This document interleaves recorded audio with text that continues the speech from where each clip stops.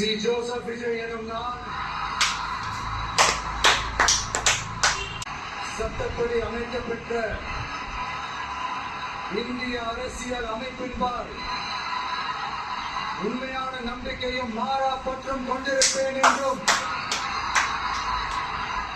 இந்திய நாட்டின் ஒப்பில்லாத முழு முதல் ஆட்சியையும் ஒருமையையும் நிலைநிறுத்துவேன் என்று தமிழ்நாட்டு அரசின் முதலமைச்சராக